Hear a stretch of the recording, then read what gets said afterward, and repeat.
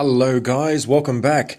As for those of you off Periscope know, precisely because of my secular nature, I love to read ancient texts, ancient religious texts, despite not being religious, in various languages, the Quran in Arabic, and of course the Gospel of Matthew in Aramaic. And it helps you see things in a way that perhaps our ancestors or people of that time physically saw things. And I've become quite obsessed with that as of late because of how my autism has prohibited that my whole life. So let us get into it. We can see here that's a Y and then an U. So there's the Y. Yusikum. All right. And there's the K and that's the M. So Y-O-S. YKM, and there's the vowels here to help us. So yusikum, that means he instructs to all of you, plural. Yusikum Allah, A-double-L-A-H. That's short for Alillahu.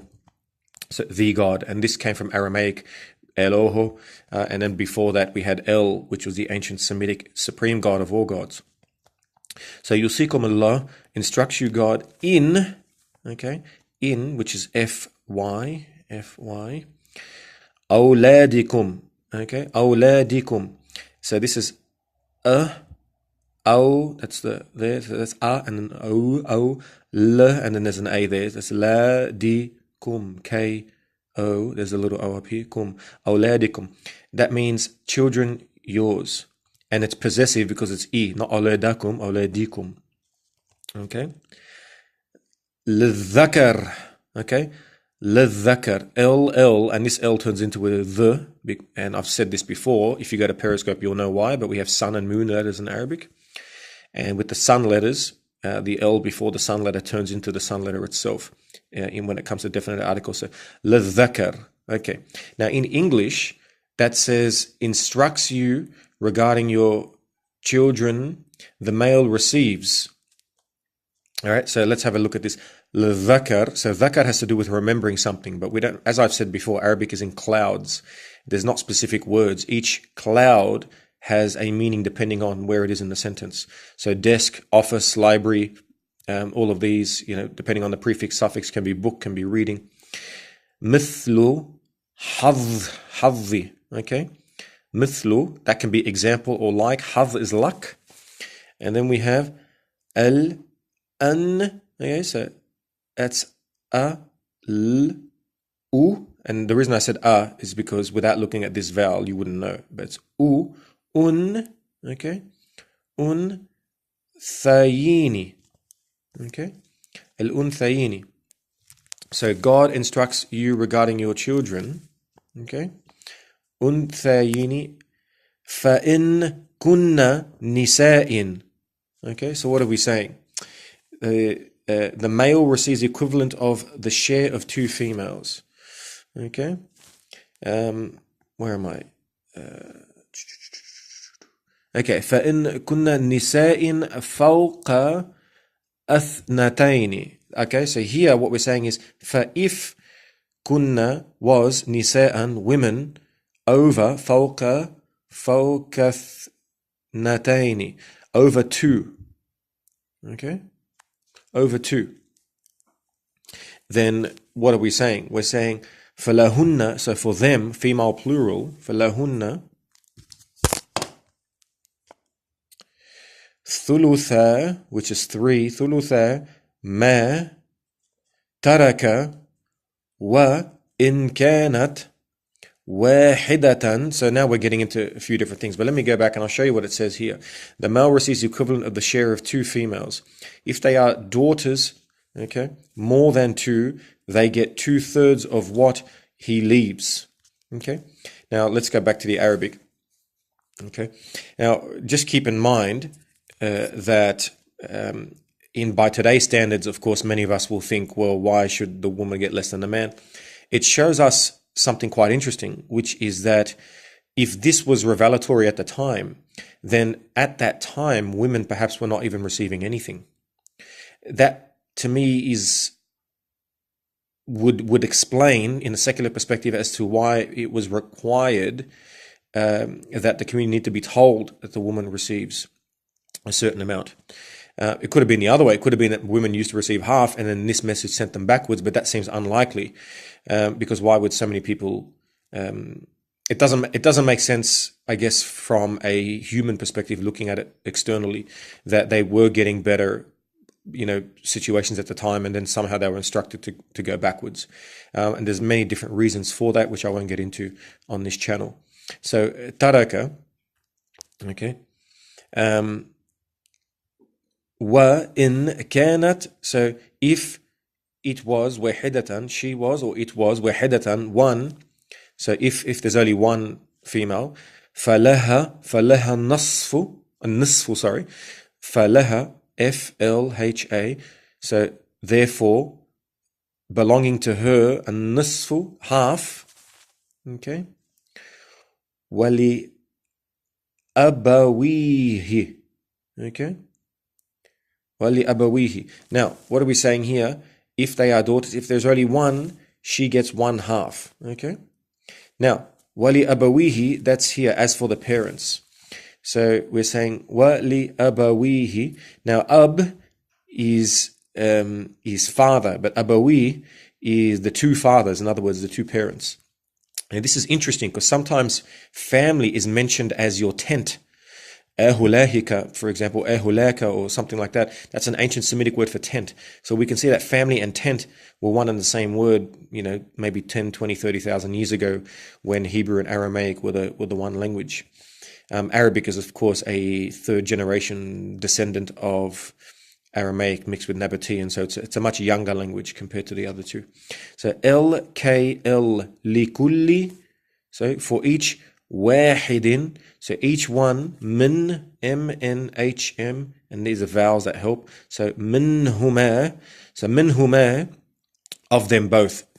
Okay, so we're talking about parents, and there's specifically two, because here means two. Okay, in English we have singular and plural. In Arabic we have single, plural, and dual. Okay, so minhuma sudus. Okay, sudus means sixth, 1/6. Okay, 1/6. Mimma taraka, in, so what is remaining, in other words, or he has left, or it has left, or it is remaining. In, okay, in kana, K, lahu waladun. Okay, so what are we saying now? We're saying if was for it child. Now there's no commas and stuff, so this is why it keeps going. Okay, 1/6 is what he said. If he had children, okay, in other words, if the person who dies, has children, okay, kana lahu waladun, so kana for this individual who passed away, a child. فَإِن لَمْ يَكُنْ لَهُ, that means not for, or not there is for him, waladun, okay, and that's where the new comma starts, right? So what we're saying is, this came from the last page, which was mimma taraka in kana lahu waladun. So in other words, if he had a child, then there would be the sixth. Now this is here fa'in, because there's no commas, as I've said, so you could take it wherever you like, but the general takeaway is that once with the fa here, it's in the equivalent of a new sentence in either modern Arabic or in English. فَإِن لَمْ يَكُنْ لَهُ وَلَدٌ, so if there is not a child for this person, وَوَرِثَ, that means to inherit, okay? وَوَرِثَ, so and inherited أَبْوَاهُ, his parents, فَلَا, where are we? فَلَا أُمِّهِ ثُلْثُ, so that means his mother gets 1/3, therefore to mother his, the third, okay? So his mother gets 1/3.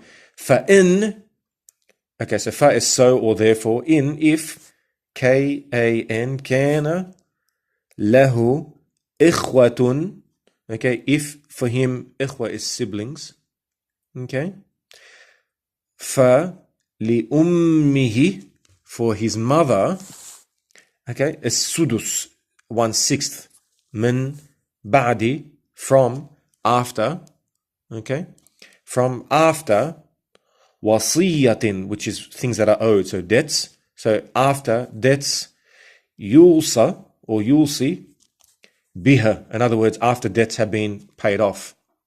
In other words, the fulfilling of debts. Biha.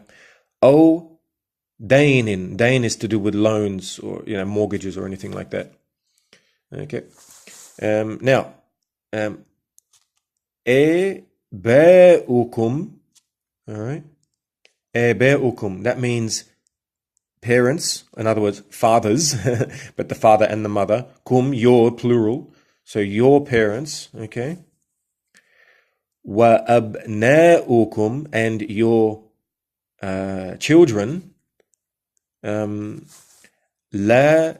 tadruna, it is not within your capacity, ayyuhum, okay, in other words, not in any of their capacity, aqrabu lakum, okay, aqraba is to get closer, okay, to you, and I'll explain what this means in a second. Naf'an faridatan min Allahi. So what are we saying here?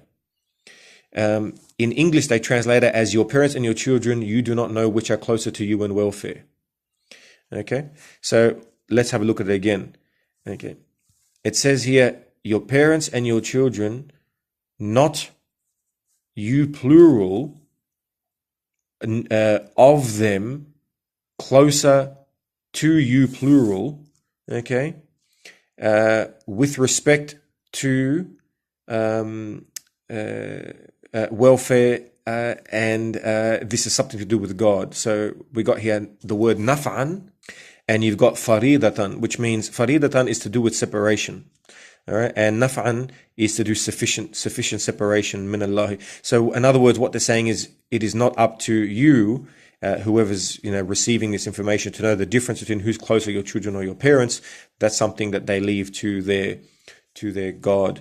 Min Allahi, in Allah, okay, if Allah kana aliman, okay, inna in this case means that is. It's like it's a statement that's coming right now. Allahi kana aliman, and that is God kana, okay, was all knowing. But it could be translated as if God is all knowing, which seems to make, if God were to be all knowing, that would make more sense, because that's was or were.